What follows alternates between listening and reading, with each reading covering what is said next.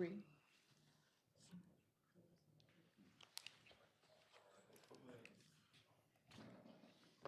Ready? We're ready. Okay, good morning. It's now 9 a.m. and I will call the Sewage and Water Board Finance and Administration Committee meeting to order. But before that, let's welcome Courtney Scruggs for her first meeting on the board as a consumer advocate. Yes, so absolutely. Thank you. Right. Thank you, thank you, thank you. Anybody else? No. And Randy Heyman, too.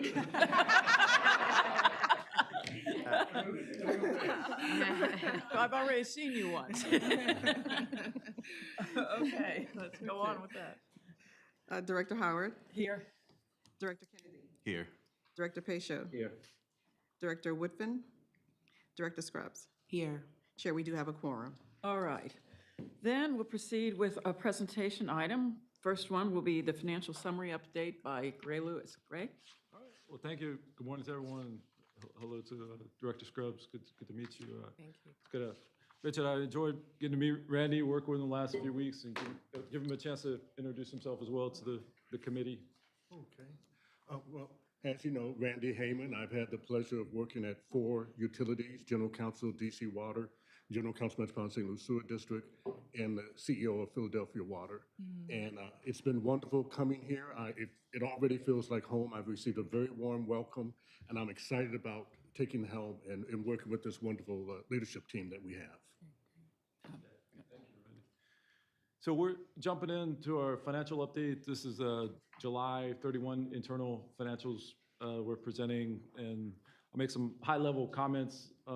Feel free to stop me at any time with any questions, but we every month present water, sewer, drainage. Those are our 3 systems, and what we're showing here, the top line, is all 3 systems combined in millions.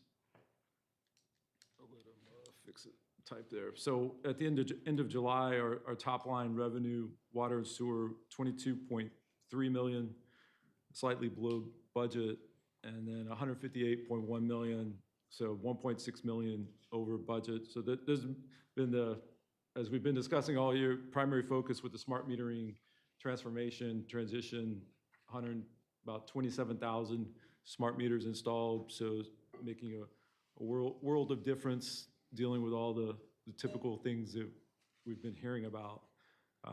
Next is drainage taxes, year-to-date at end of July, 68 million, so 1.2 million above the budget, so fairly on pace there. We collect that millage through the property tax bills, which get issued by the city, and majority is collected the first 90 to 120 days after those are due, which was back in March. So that's coming along.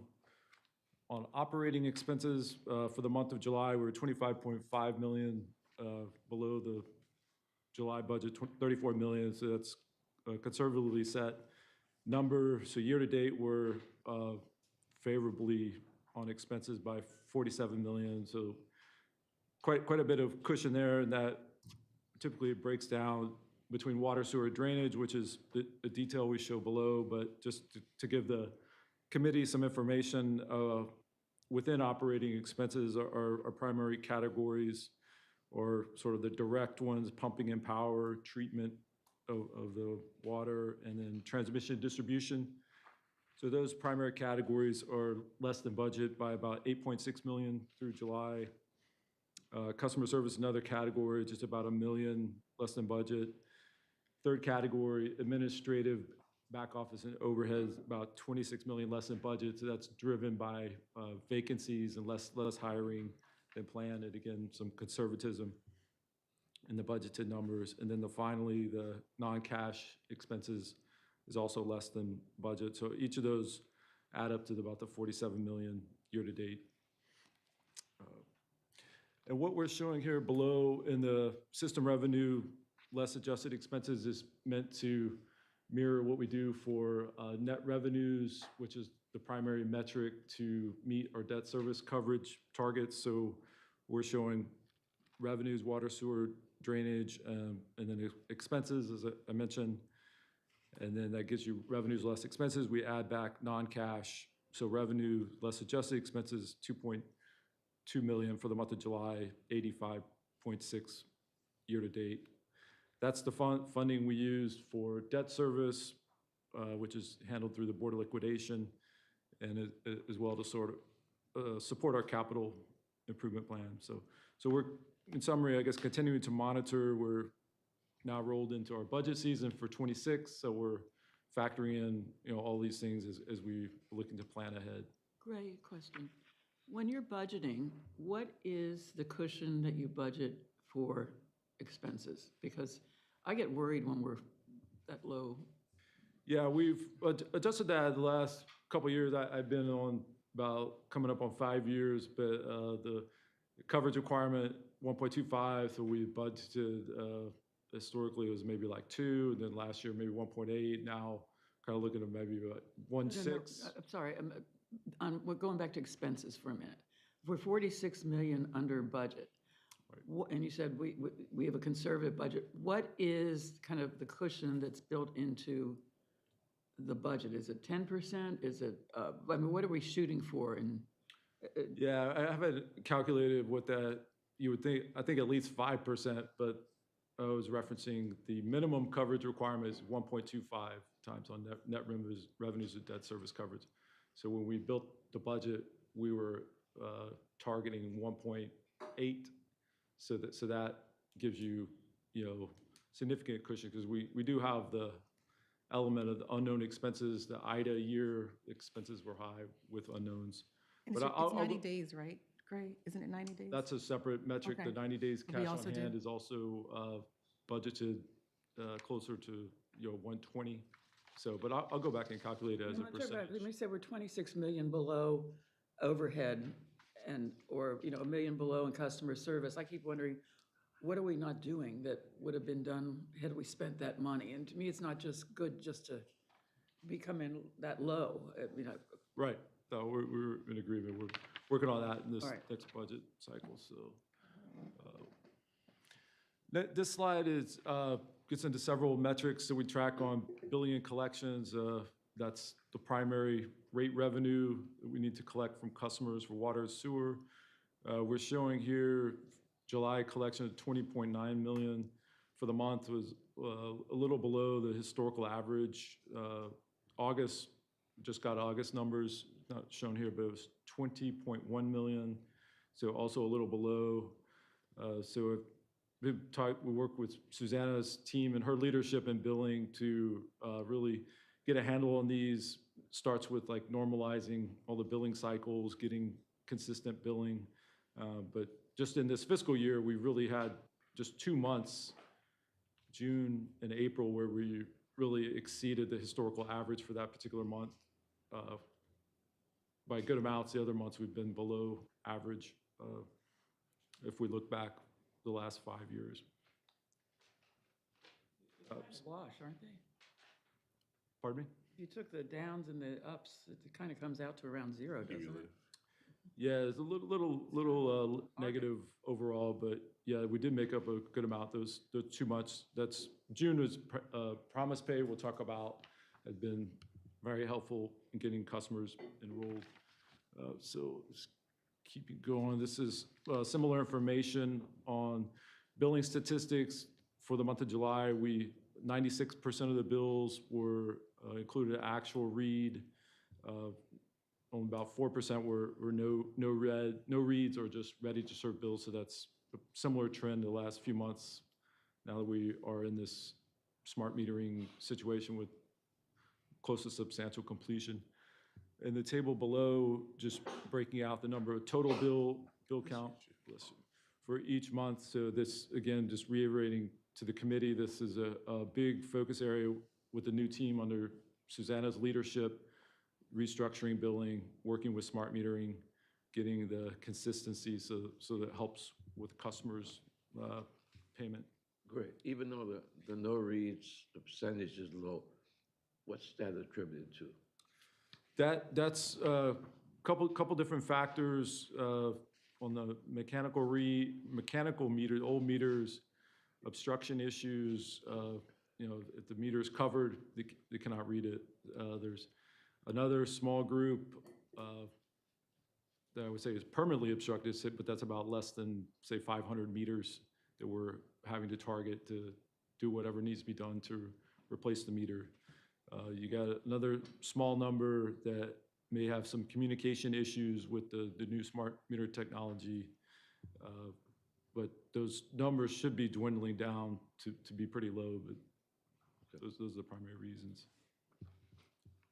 I'm sorry, just to jump, because I know that we addressed this a couple months before when we first started to see this. I just don't want us to get to a year of 96% being our ceiling, right? And still have those without being able to report exactly what our strategy is. So I think that, you know, as we move forward, and maybe this is a Steve question, you know, if we could get some sort of, you know, report on, we have this many, you know, cycling through that are non-functioning, we have this many manuals still left. I think we need to get a little granular if we keep seeing. All right, to break that down. Yes. Yeah. Director Kennedy, I can kind of jump Oh, in. thanks. Yeah. So this is a population that we're looking at very heavily, of Thank course, you. because we don't have the ability to bill them for the usage that they're using, and there Right. are restrictions on how far back you can bill that usage. So you're seeing July numbers. We have cut that percentage from almost 5,000 down to, you know, around 600. So you're going to see a vast improvement. And it's, unfortunately, it's not one thing, right? It's Right. 12 different things that we have to fix to get all these small populations rectified. So that's currently in process now. So you'll see we're a few months lagging in financial reporting just because that's how it works. But operationally, we are fixing these small groups. So you'll see that improvement significantly. That's great, thank Yeah. you. Yeah, thank you, Becca. So we'll include that additional detail, but that's good information. Next slides are just a couple on graphically showing, I took similar data we've shown in the past, but just showing it on a quarterly basis, billed versus collected, going back 2019 back in that period when we were not doing turnoffs, there was a consistent monthly gap that's narrowed down quite a bit. And then the bottom chart is just breaking out by month. Typically add the 12 months together, do like the trailing 12 months, and the ratio of uncollected is about 2 to 3%. This continues to be a focus area. We're doing the Promise Pay installment plan offer this whole summer, and we actually added the additional month of September to have people sign up for a Promise Pay plan and have any unpaid late fees could be waived. So we've seen a lot of good additions to that. This Great, going back there for a minute. What's going on in the second quarter of 2025 if there's a big gap between billed and collected there? Yeah, so in the month of June, we posted adjustment for the first 6 months of the year for bill credits that were issued through the HEI process that related to bills that were more than like 12 months old. So you end up increasing revenue in the month of June for the amount of that adjustment. So for payment arrangements in July, there were close to over 1,000 just in the month because of the Promise Pay campaign. So we've seen good success there. We're also showing service disconnects, which we continue as a last resort situation with customers that are not on an installment plan or not paying it at all. Next slide is the HDI information. Again, credit to Susanna's team. This is, the numbers have dropped down quite a bit. Over on the far left in the top, or the bottom left corner of the table at the top, it was 531,000 monthly for the last 2 months. So July and August, they issued credit cases, 634. They had 890 that were no credit cases, meaning the customer contacted HGI, and with the data, smart meter data, they were able to explain the situation. There was no credit needed to be applied to the customer. The next table is the receivables. We are fairly flat in terms of total receivables. We the estimate for allowance for doubtful accounts, we update annually. So that's provides you the 70,000 reserve and 46,000 net of allowance. And the next slide breaks down the past due customer accounts. So this specific to customers with the 60 days past due is about 60 million at the end of July. That's come down some. It was 65 million earlier in the year. So some progress there. 23,000 customers. 15,000 are on Promise Pay, as we mentioned, because of the campaign. So that's about 63%. We like to continue with that campaign to kind of get to where we're 90+% of people, if you're behind, you're on a payment plan. So continue to emphasize that program. And just in the statistics they provide through Promise Pay, there was, since the program's inception, which was February 24, there's been 2,516 people that did a one-time payment and just wiped out whatever utility debt they had through that system. And interestingly, we also get survey results that Promise Pay conducts, on a volunteer basis. People that complete it, Promise Pay give a customer feedback survey on the software itself, and they indicated like a 4.5 out of 5 rating for the results they get on surveys. So I think a good customer tool that they're finding user-friendly that wasn't there historically. Next slide is our monthly financial dashboard, and just for a new director is a set of metrics that have been updated each month. We show current month and 12 months ago, same period. Just to highlight, the line 9, cash on hand, is the 90-day metric that was required under the bond covenant for water. We were at 154 and 90 days for sewer, which is low due to a WIFIA loan draw funding that we received in August of 23.7 million. So that number will go back up. We pay for these major loan programs with the contract that's supported by the loan. We pay the contractor first, submit the loan draw request, get funded through the Board of Liquidation. So a little bit of timing difference there. And then line 11 is the debt service coverage, which is 1.68 for sewer, 1.68 water, 1.85 sewer, which again is based on budgeted expenses. So we would exceed that as of today.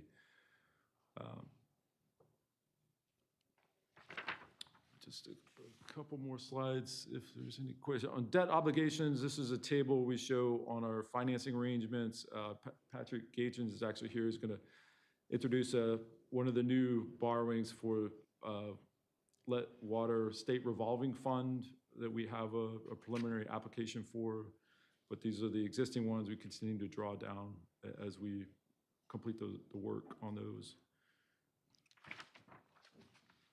Next slide is our monthly statistics on disbursements for capital. We spent 33.2 million in July, cash out the door.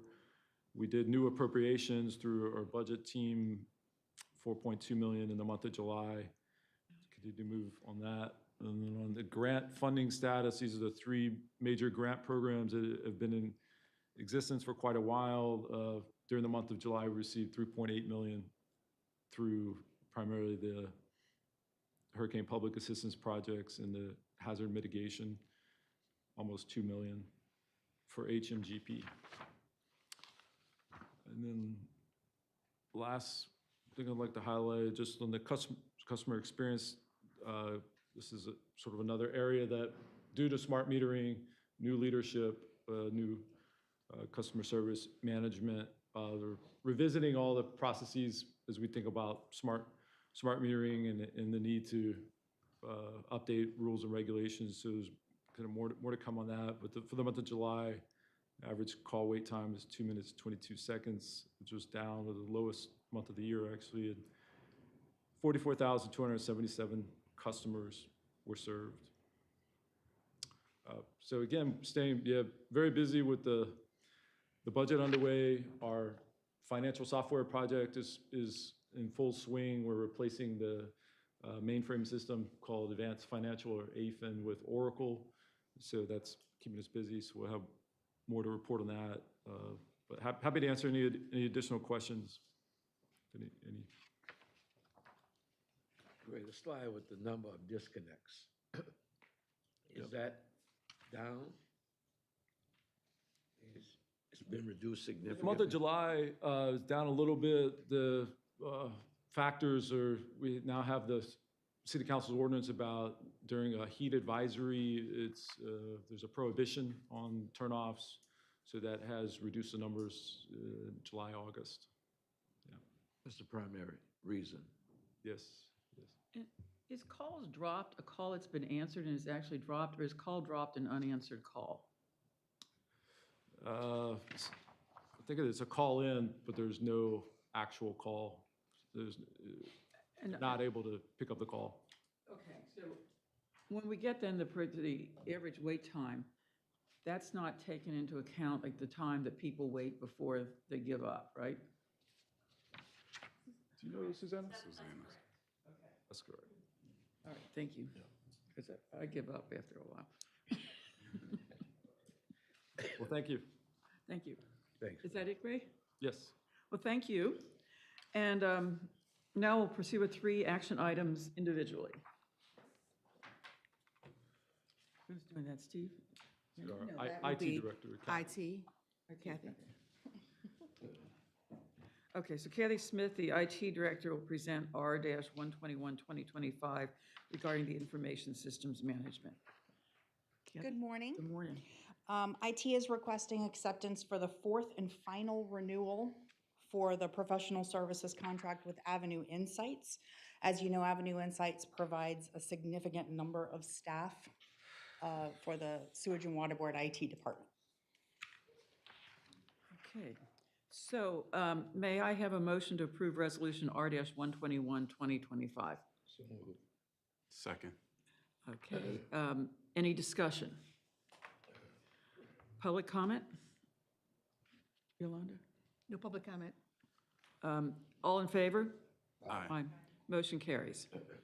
Next, we have Dave Callahan, the CAO, will present R-142-2025 regarding the Dayforce for Human Resources and Payroll Software and Services.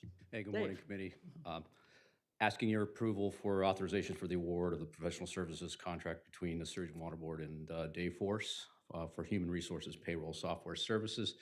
This marks a long journey that we have completed recently with the RFP committee. I want to commend that committee specifically before we get to the approval, because they did an amazing job with a very difficult and arguably one of the more impactful RFPs and services that we're going to experience here at the Sewage and Water Board. It marks our movement from Great Plains, Cogsdale to Dayforce, which I see some smiles out there, and much-deserved smiles.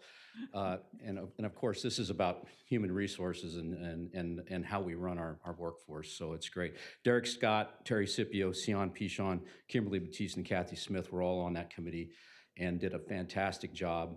It involved a long process that actually took it through 2 evaluations, a down-selected 2 very good options, and then some sandbox play, as we call it, to allow our HR professionals to try out the 2 softwares, and we ended up with Dayforce. I also want to commend the committee because I had to step away from my duties for about 3 weeks, and they kept the ball rolling and completed it without me even being around. So obviously, I'm not that important. So, but asking for your approval and with those extra comments. Thank you. May I have a motion to approve Resolution R-142-2025? So moved. Okay, any discussion? Any public comment? No public comment, Chair. All in favor? Aye. Motion carries. Next, we have Patrick Gatchens, Infrastructure Financing, will present R-143-2025 regarding the preliminary water revenue bonds. Thank you. I hope I pronounced It's Gatchens. Gatchens, okay. Yeah, it's a challenging last name. Sorry. So this is a resolution giving preliminary approval to the issuance of not to exceeding 91 million of taxable revenue bonds for the city of New Orleans, Louisiana. making application to the State Bond Commission and approval of said bonds, and of providing for other matters connected wherewith. I'm not a bond attorney. I didn't write this. This is for $66 million in lead service line funding, as well as $25 million for a bulk chemical storage facility. Okay, so may I have a motion to approve Resolution R-143, 2025? So move. Second. Any discussion? I have one question. Yes, ma'am. I'm not sure you can answer if you're not the tax attorney. Why are we doing taxable bonds? This is, I believe this is just how they're structured through the Drinking Water Revolving Loan Fund. Okay, Jason Akers would be happy to follow up with you Okay. on this. But by doing it through the Drinking Water Revolving Loan Fund, we're able to take advantage of the Infrastructure Investment Jobs Act, which involves principal forgiveness for our lead service line program of 49% principal forgiveness of the $66 million. And then that 51% remainder is held at 0% interest rate. right. And I had a question also on Section 1. About 10 lines down, it is presently anticipated that a portion of the bonds in the approximate principal amount of $66 million will be non-interest bearing and will benefit the forgiveness of 49% of the total principal amount. And a portion of the bonds in the approximate amount of $25 million will benefit from the forgiveness of 49%. I don't understand a word of that. And so I'm hoping you can explain that one. Yes, so there's two different funds that the Louisiana Department of Okay. Health, the Drinking Water Revolving Loan Fund, has based on the amount of funding from the federal government, the EPA, the Infrastructure Investment Jobs Act. So for lead service lines, it's a separate pot of funding that has that 49% principal forgiveness, 51% at 0 interest. For the bulk chemical project, it's more of a general supplemental fund. It's supplemental IJA funding. It's limited to $3 million in principal forgiveness. Now, Jason probably put in 49%, 49% because that's how most of these LDH projects are not as large as our projects. But we are limited to the principal forgiveness for bulk chemical of up to $3 million. Yeah, so best case would be 3 million is forgiven and 33 million for almost 33 million for the lead service line. Okay. Any other comments, questions? Then, do we have any public comment? No public comment, Chair. Then all in favor? Aye. Motion carries. Now we're on to General Superintendent's recommendations. Did I miss anything? Yes, we on to General Superintendent recommendations, but the staff has a request to actually defer action item 3Q, which is Resolution 128, 2025, ratification of change order number 3 for contract 30254. So we'll need a motion to defer that matter. That's Q? Yes, Okay. Q. May I have a motion to defer? So moved. Second? Okay. All in favor? Aye. Opposed? Passes. Okay. All right, name is Stephen Yang. I'm Deputy General Superintendent. I am filling in for Mr. Nelson. Today we have 20 items to go over. We have 2 renewals, 4 amendments, 11 change orders, and 3 acceptances. So I'm going to start with the renewals. The first renewal is Resolution 111, 2025. It's the first renewal for contract 2024 SWB 33 to furnish liquid polyphosphate to the Carrollton plant between Sterling Water Technologies and the Sewage and Water Board. The original contract amount is $586,500. The requested change is also $586,500, bringing the total contract amount to $1.173 million. The second resolution, 112, 2025, is also first renewal of contract 30264 for cleaning and CCTV inspection of the sewer mains throughout the city of New Orleans between the Sewage and Water Board and Compliance Environmental Systems. That change, the original contract is $589,000. The change order or the renewal amount is for additional $589,000. Bringing the total contract amount with all changes to $2.178 million. and the total contract change being 269% of the original. Comments or questions? So I just wanted to bring to clarity, these are renewals, correct, Stephen? That is correct. Okay, these are renewals. These are the two renewals. These are not change orders, these are renewals. That's correct. Okay, because the 1 million was added earlier for the cleaning services. That's correct. Okay, stormwater, okay. And so we could take the first two contract awards and renewals. All right. May I have a motion to approve contract award renewals resolutions R-111-2025 and R-112-2025? Second. Any discussion? Public comment? No public comment, Chair? All in favor? Aye. Motion carries. Thank you. Now, so we go on. We're going to move on to contract amendments. Therefore, those, the first one is R-115-2025, Amendment Number 1, Agreement between Sewage and Water Board and JEI Solutions for skilled and unskilled labor for maintenance. The original contract amount is $4.861 million. The current contract amount is $21,444,000. There is no change to this contract now. We are adding 214 days to this. This really is just changes to adjust for the prevailing wages of this year. Next is Resolution 133, Amendment Number 1 to the agreement between Sewage and Water Board and Westco International for the West Power Complex electrical and control cable. The original contract amount for this contract is $13.802 million. The change here is actually a negative $614,000, which is a negative 4.45% change, bringing the total contract value with all changes to $12.622 million with 0 days changed. These are just to account for field changes that were incurred during construction. Next, we have Resolution 134, 2025, Amendment 13, Agreement between Sewage and Water Board and Stanley Consultants for design of the Waterhammer project. The original contract amount was $2.4 million. This amendment is to request $637,000, which is a 26% change, bringing the total contract amount to $15.1 million.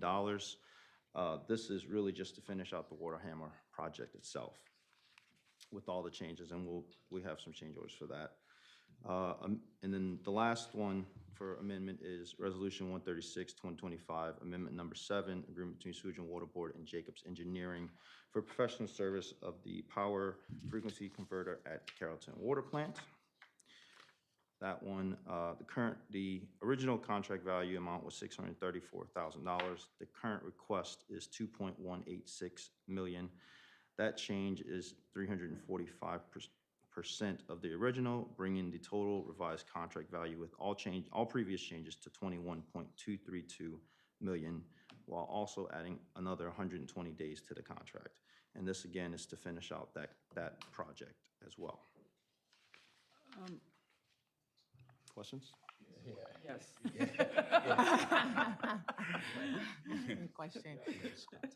Just generally, are we tracking whether or not these level of effort contracts are being underestimated regularly at the outset?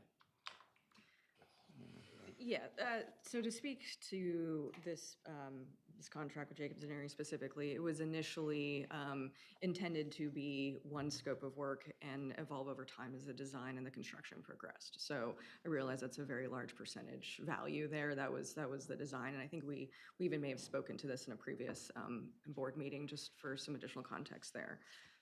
So the professional services, when we start out with a program and build on that, We have a specific change order presentation was just done in, I think, June, explaining a rationale. We can share with you, Director Scruggs, with that would be helpful because there's distinction between professional services, which are awarded based on qualifications, public works, low price bid. So kind of two different expectations. But yes, for any level of effort, whatever changes, these fact sheets have been developed to provide information to be and they're reviewed internally to explain exactly what is a driver and why wasn't known at earlier Okay. This, Oh, go ahead. and that was a really good presentation. I found it very helpful the last time. But when I'm looking at this, I get to a point where as I understand it, when we're doing the professional services, we're looking, it's based on qualifications. And then there might be 3 phases to the project. And the first phase is approved at one time, second phase another. But then we get to things that are outside the scope of the phases. And so I understand when the RFQ has been looking at phase 1, 2, and 3, but I get confused, not concerned, I guess, when we get to additional scope of work, extensive contractor oversight, management of extended schedules, expansion of phase 2 services. So the board, we're put in an awkward position on these, and I think we need some better way of presenting them, because, a $2,000 change order, it's not really $2,000 because it was never, or what are we under, amendments or whatever. It's not really it's not a 2,000% change. It's just that the pricings come in at different points. But then we do get to a point where it wasn't covered by the original RFQ, like the second static changer. So, Yeah, there were unknowns in terms of the Phase 2 power complex funding and things that weren't known when the original contract with Jacobs was done. But yeah, we understand it's a natural question. Well, let us possibly go back and fine tune how we present this information to the board. I think that, With that in mind, though, would it be conceivable or wise to consider having a meeting prior to a request from this committee for approval when the amounts are have changed so drastically? Would that be advantageous for us? As Janet said, it puts us in an awkward position, I think. Well, I see nothing wrong with if we could gather the information and have a meeting beforehand. Now, granted, if we have a quorum, it's another official meeting, and we'll present it and have a chance to have more dialogue on it if that would make the board more comfortable. I think along those lines, the presentation that we had before, I think also painted we were able to predict what an alternative scenario looked like, right? And I think that for something that is this significant, where we're essentially hiring someone to do 2 jobs, right? But it's one procurement process, right? I think that if we could have that presentation, knowing that we need approval at a certain time, and I don't want to push the timeline back, I understand it. I was able to wrap my mind around it when we had the presentation, but I certainly remember the fog of initially seeing that, right? And so I think if it doesn't delay the process, it would be helpful if we had a little more timeline for presentation for items such as this, and then the following month, the following meeting, actually, so an information item, one meeting, and then the next month for approval. I think that would be the best for the board if we can fit that into our production schedule. And if it doesn't, let's talk. And I see Rebecca's, that's why I'm like, I don't want to, disrupt our flow of actually getting work done, right? But if that's our ideal scenario, let's try to find a happy medium if we can. Some kind of way to communicate this tangibly, not just give us a heads up that it's coming when we see the agenda item. So yes, we can schedule a meeting that would just be informational only, that we could discuss the various, and go through and fine tune and go through the process, and then schedule a meeting, regular finance administration meeting for the action. Yes. and also maybe when we're talking about previous change orders, some of these, there seem to be 2 different kinds of change orders. Some are just as you're going through the project and you're coming to the different phases. Maybe that could be treated separately from Yes, change orders. yes. And then you do have the real change orders, but that would help, I think. Okay. Yeah, and I just want to set everyone's expectation, though.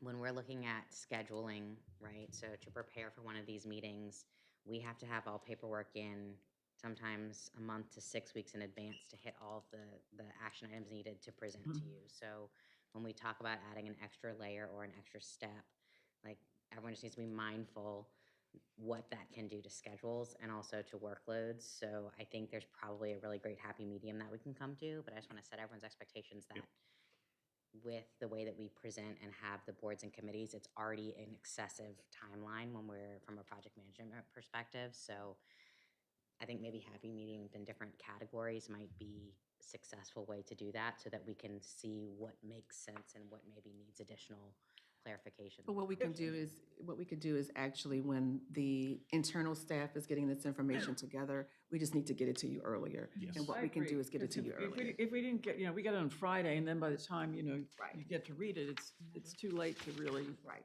So we can just simply explore. work with the internal staff, like when the internal staff is getting the information ready for our internal meetings, then we can send that immediately to you all as well. That way you will have more time. Just for the, for the big items. And I think Janet's right.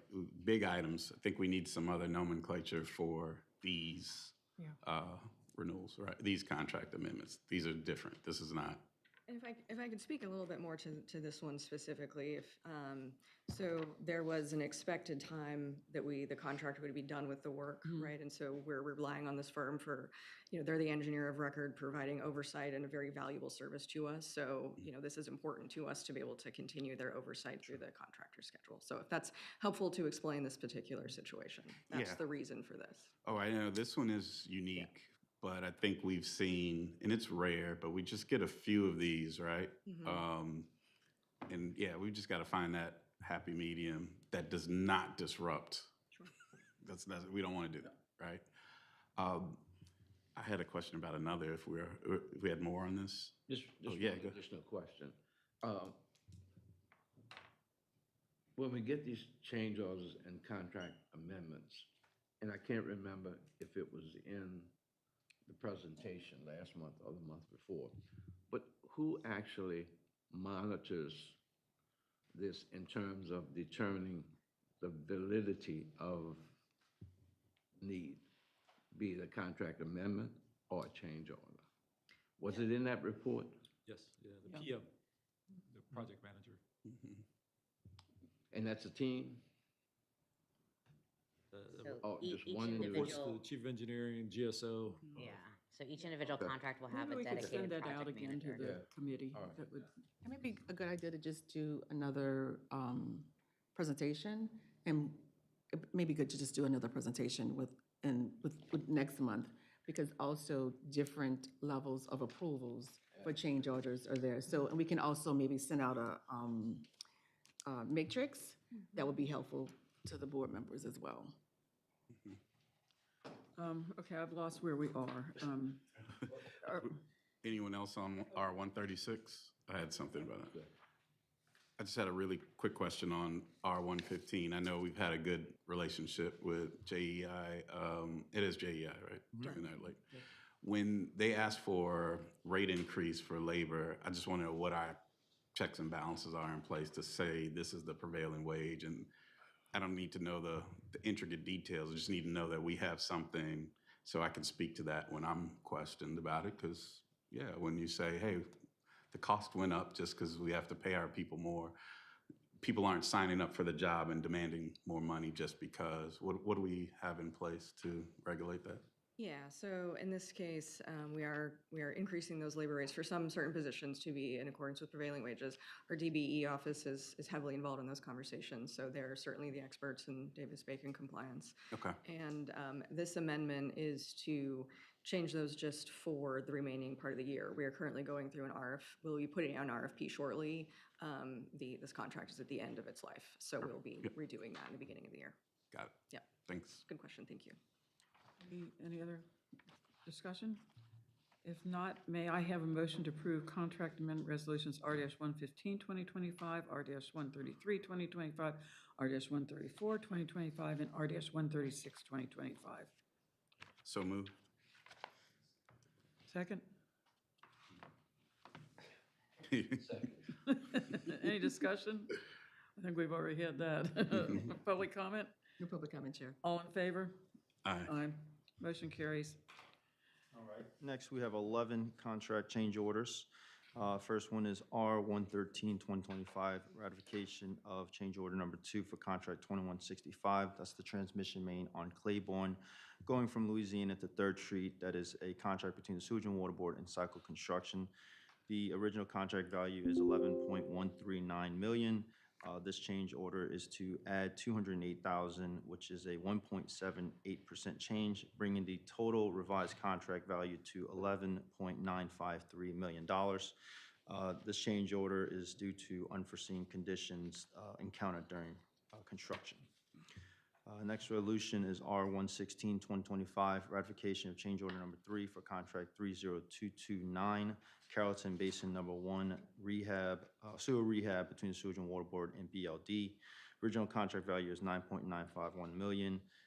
There is no change on this contract. We are just adding additional days, 104 days, due to conflicts encountered in the field, such as water leaks and things of that nature. Next is Resolution 122, 2025, ratification change order number 3 for contract 30230, Carrollton Basin number 2, between the Sewage and Water Board and BLD. That one is, the original contract amount for that is $8.589 million.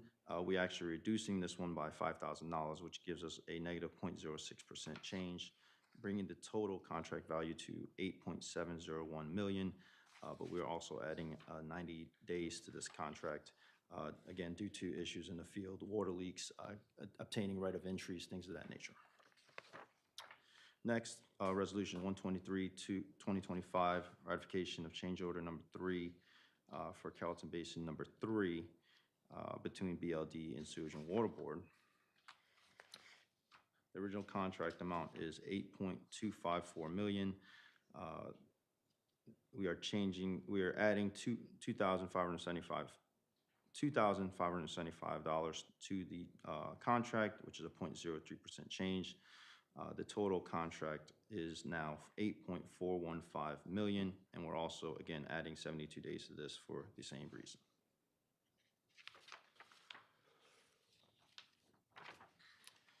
Next, we have Resolution 124, 2025, ratification of change order number 2 for contract 30248, Carrollton Basin number 7, between the Sewage and Water Board and Fleming Construction. Original contract value is $5.4 million. We are reducing this one by $933,000, which is a negative 17.16% change, bringing our total contract value to $4.521 million, but also adding 88 days to this contract as well. Next, we have Resolution 126, change order number 4 for contract 30252, Carrollton Basin number 11, between BLD and Sewage and Water Board. That contract original amount is for $4,083,000. We're changing this contract for additional $206,000, which is a 5.05% change, bringing the total value to $6.457 million with an additional 119 days. This one was actually adding additional sewer repairs that were found in the field, and then any incidental pavement or anything that goes with that we had to do once we were out there. You know, for the sewer program, you know, we run into these find and fixes in our projects, and so without knowing the scope ahead of time, we go out there, we find what the issue is, and then we repair what is necessary. All right.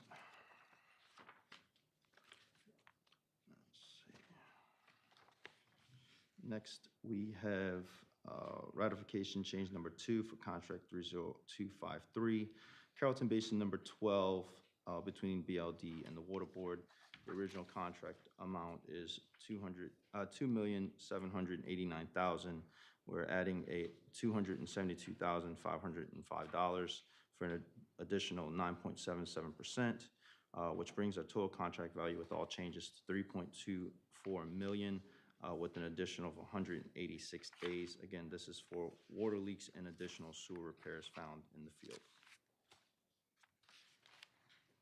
As Yolanda said earlier, Resolution 128 to 2025 will be deferred. So moving on to Resolution 129, 2025 for the ratification of change order number 3 for 30258 Carrollton Basin number 17 between Wallace C. Drennan and the Sewage and Water Board. The original contract amount was $5.388 million. We are adding $262,000 to the contract, which is a 4.86% change, bringing the total contract value to $7.588 million. And this also is for additional sewer repairs found in the field.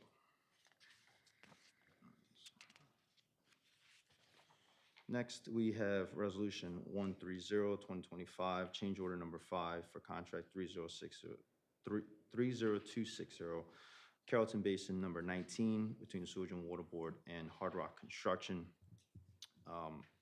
So this one, original contract is $5 million.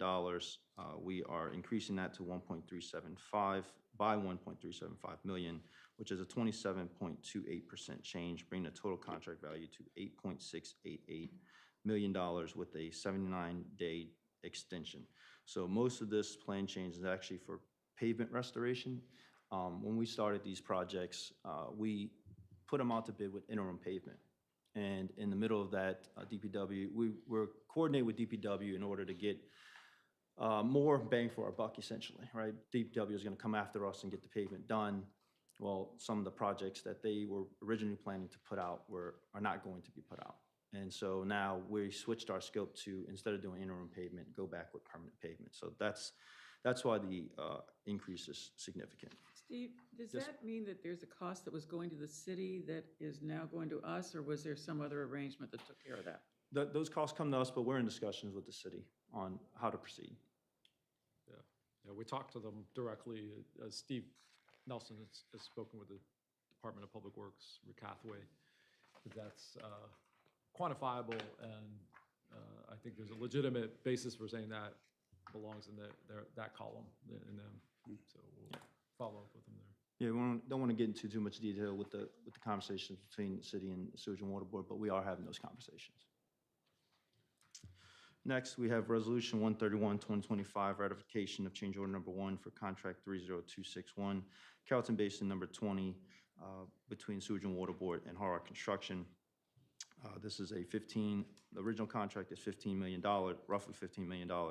We're reducing the contract by $44,110, which is a negative 0.29% change. This brings the total contract value to $14,979,408, with an additional 65 days added. Again, this is for field delays such as water leaks and other things encountered in the field. And lastly, we have R135, 2025, ratification change order number 5 for contract 1420 Power Complex Phase 1 equipment installation and commission between Sewage and Water Board and Fisher's Barnes and joint venture. Our original contract amount is $53,337,000. This change is for $186,784, which is a 0.35% change, bringing the contract value to $54,207,000, and no days being added. I think that's our 132, right? Yeah, 132. 132. Yes. Sorry, is that not what I said? 135. All right. That's it, right, Steve? Yes. Thank you. Yes, ma'am. May I have a motion to approve contract change order by ratification resolutions R-113, 2025, R-116, 2025, R-122, 2025, R-123, 2025, R-124, 2025, R-126, 2025, R-127, 25, R-129, 2025, R-130, 2025, R-131, 2025, and R-132, 2025. 128? No, That's the one that that's was the deferred. deferred. Yes, sir. May I have a motion to approve? You can do the discussion. Do we have one? Yes, I move. And Okay. second. Yeah. All right, so let's go on to discussion. 2 quick questions. Yes, sir. We hear field conditions, familiar with leaks. Something in the packet I hadn't noticed before, surcharge for other contractor in the area. How does that work? So for the sewer program, there's multiple, since we have so many contracts, as you notice, and going on at one time, there's a lot of contractors working kind of very close to each other. And so in that area, the sewer has been surcharged. And so we've been bypassing some of that, going, from the lift station into the next area, essentially. What's happening is with this, so many contractors working next to each other, they're basically bypassing to the next guy. And there's no real way around that, right? Because in order to work on a sewer line, you have to basically plug each side of that, of the line in order to work in the middle. So that's what's kind of causing this problem. But naturally, we do normally have a little bit of surcharge, but because of the work, we're having more of that in the area. So it's just, it Costs us more. It costs a little more to get this work done because we have so many contractors in the area. Okay. And then the other part, I mean, we love when the contracts come back with amendments lower. Absolutely. One of them, the contract was lower, but we also extended, I think, 188 days. And those two things don't usually correlate, so I'd love to hear. They don't. So a lot of these contracts, we put contingency in them. We had items that we find that may be in the field, but sometimes we don't use them. For example, water line leaks, right? We may put 20 in there, but we might only use 10. So what we try to do is, as stewards, we try to balance it out, right? If we know we're gonna have a plan change for $100,000, but we have $100,000 worth of things that we plan on not using because we're towards the end of the contract, we'll remove those items. So you'll see an increase potentially of sewer items, but you'll see a decrease in water items. So adding in the sewer work will add more days to the contract, but overall the dollar amount will be evened out or even reduced. Yeah, I just think it's great when we hear so many things talk about efficiency. You guys demonstrated, and we don't really get an opportunity to hear that in total. So that was good to see in the reporting, but Absolutely. I wish that at some kind of way we could recognize that you all have proven processes that consistently save us money and save us from extenuating circumstances for more expense. So thank you. And we'll work on doing a better job of reporting on that going forward. So it's easier to understand. Thank you. Joe, you had Yeah. Stephen, I Yes, just sir. want to go back to contract amendments 136/2025. What's the DP e-participation? Which one? Going back to the contract amendments? R136/2025 Okay, to so- Jacobs. Yes, sir. What's the DBE percentage? Did it increase as well? They missed by a little, I remember that.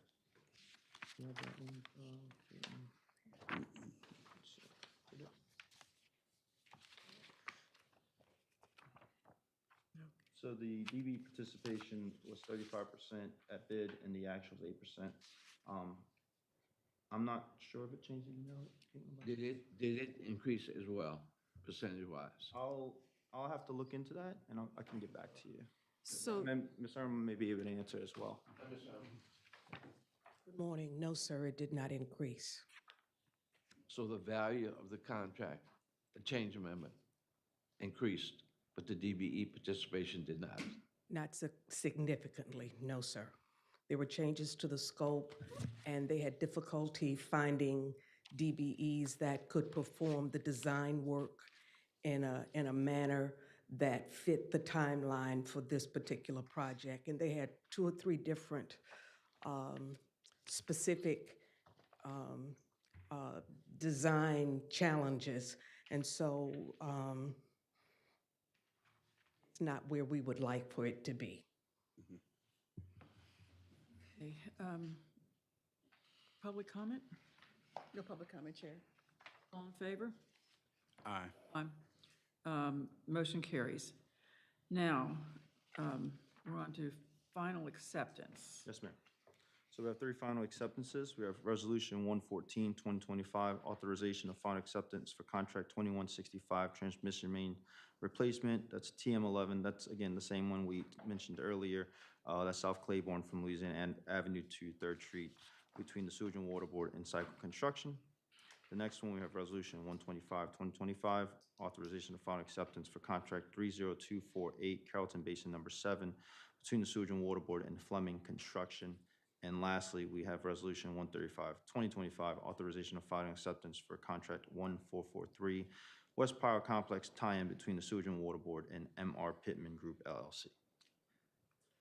Okay, may I have a motion to approve final acceptance resolutions R-114, 2025, R-125, 2025, and R-135, 2025? So moved. Second? Second. Any discussion? Public comment? No public comment, Chair. All in favor? Aye. Motion carries. So we have 4 information items for committee members to review at their convenience. Are there any other public comments? No, Chair. If there are no other matters, I'll entertain a motion to adjourn. So moved. All in favor? Aye. Any opposed? No. Motion carries. We're now adjourned.